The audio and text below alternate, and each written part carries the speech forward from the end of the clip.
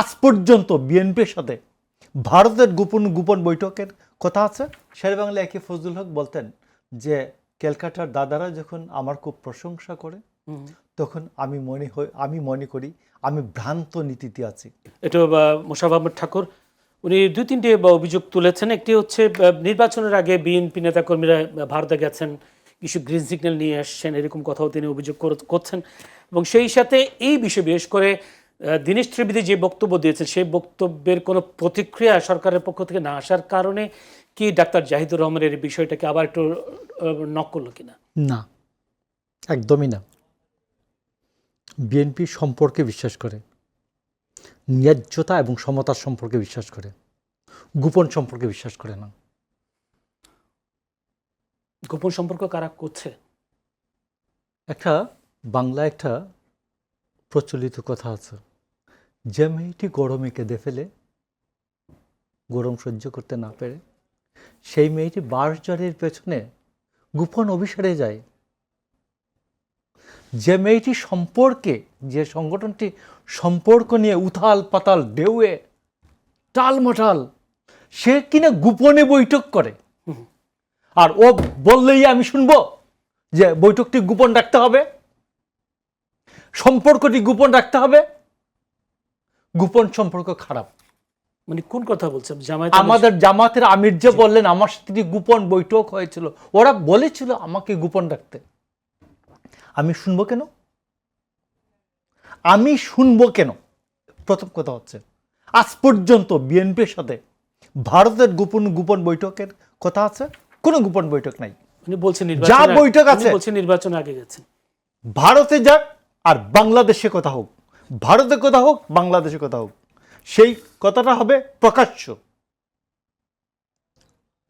সংবাদপত্র জানবে, ইলেকট্রনিক্স সমস্ত মিডিয়া জানবে আমার সাথে কি কথা হচ্ছে, স্পষ্ট। কোনো গোপন বিষয় এটা আসে না। গোপন বৈঠকে কোনো ষড়যন্ত্র করার কোনো আভাস ছিল? আপনি যাহা গোপন তাই খারাপ, যাহা গোপন তাই তো খারাপ। গোপন তো জিনিস, তো গোপন সম্পর্ক তো ভালো সম্পর্ক না। গোপন সম্পর্ক কখনো পবিত্র হতে পারে না। যা আছে দেখবেন আপনি, যা সম্পর্ক আছে গোপন মানেই খারাপ জিনিস।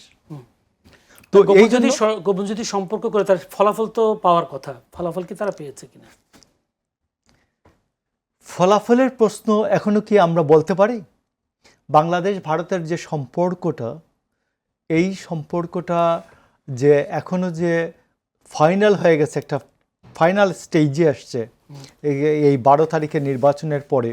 আপনি 12 তারিখের নির্বাচনের পর 17 তারিখ গভর্নমেন্ট হলো, 28 তারিখে ওয়ার শুরু হলো, বিশ্বব্যাপী আলোড়ন তোলা একটা ওয়ার।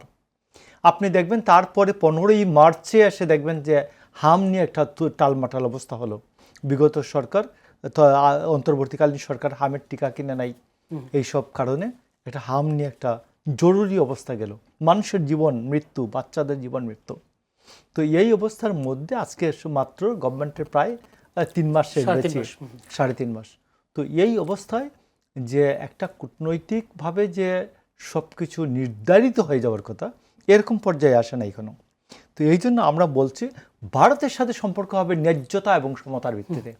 বেশি লম্বা কথা না, সম্পর্ক শব্দ দুটা, একটা ন্যায্যতা, একটা সমতা। কিন্তু বাংলাদেশ চাচ্ছে, ভারত চাচ্ছে না, এবং এমন হচ্ছে কিনা? এবং আমি আপনাকে বলি যে ভারত, কারণ আমি ওই কথাটা বলছি, বিজেপি বিএসএফ এর মধ্যে 4 দিনের সম্মেলন হয়েছিল, এবারই প্রথম তারা সম্মেলন শেষে যৌথ বিবৃতি দেয়নি, আলাদা আলাদা বিবৃতি দিয়েছে। তো সেই ক্ষেত্রে আমি আপনাকে বলছি যে কি বল, আওয়ামী লীগ ভারতকে যে সুবিধা দিয়েছে, প্রধানমন্ত্রী বলতেন আমি যাকে দিয়েছি তারা তার জীবনে বলবেন। বিএনপি এইরকম কোনো সম্পর্কে বিশ্বাস করে না। এখন যদি আমি জানি না আমার জামাতের ভাই কি এই যদি পালকি দিয়া জাহিদুল ইসলামকে, ডাক্তার জাহিদুর রহমানকে যদি দিল্লিতে পালকি দিয়ে লাল গালিচার সম্বর্ধনা দেওয়া হতো, তো এটাতে খুশি হতেন কিনা যে এটাতে বাংলাদেশ ভারতের সম্পর্ক ন্যায্যতা সমতা হয়ে যেত? আপনি খুশি হতেন না? সবাই আমরাও তো খুশি হতাম। আমি মনে করি যে ভারতের সাথে আপনার দর কষাকষির পরেই একটা সম্পর্কে এসে দাঁড়াবে।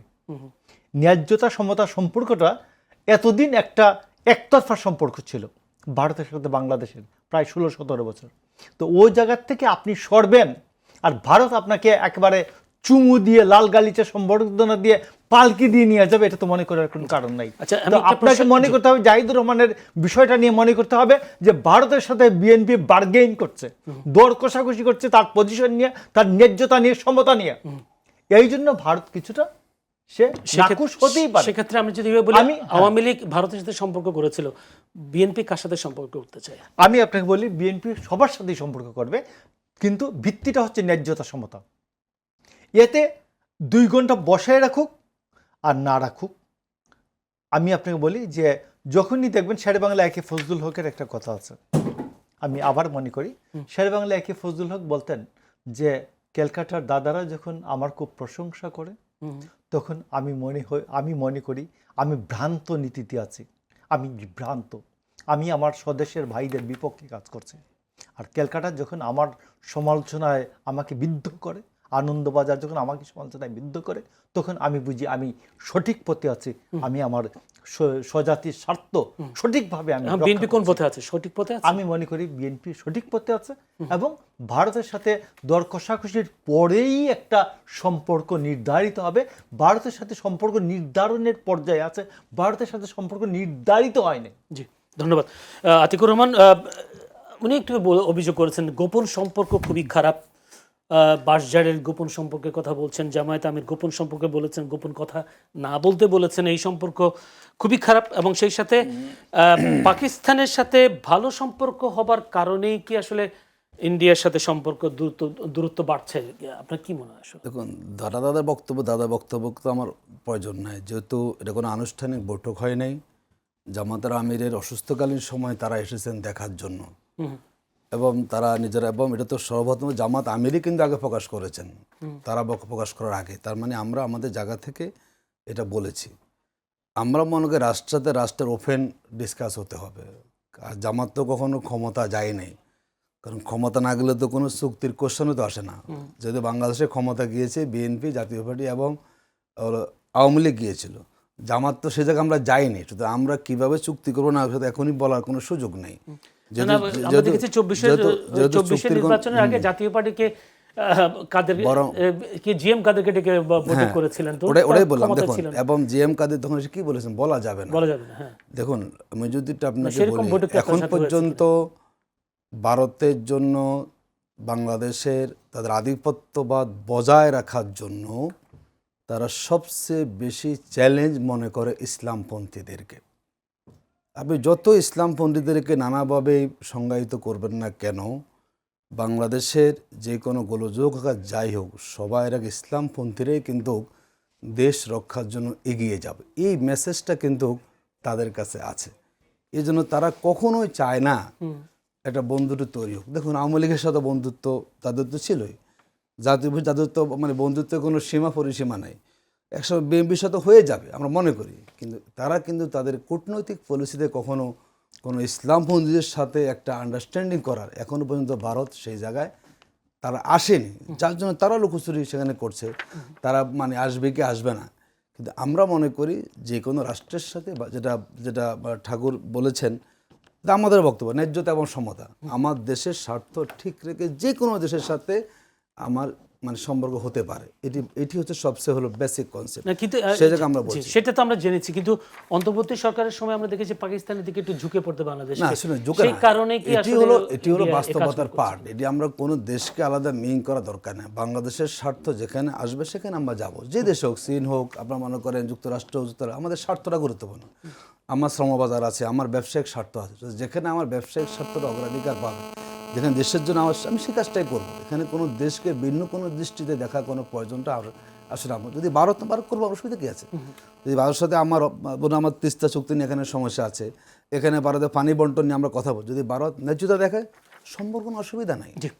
ধন্যবাদ। কোনো রাষ্ট্রের সাথে একদম নেগেটিভভাবে মনোভাব পোষণ করা, এটি আসলে কূটনৈতিক সম্পর্কে দেশে মানায় না কখনো।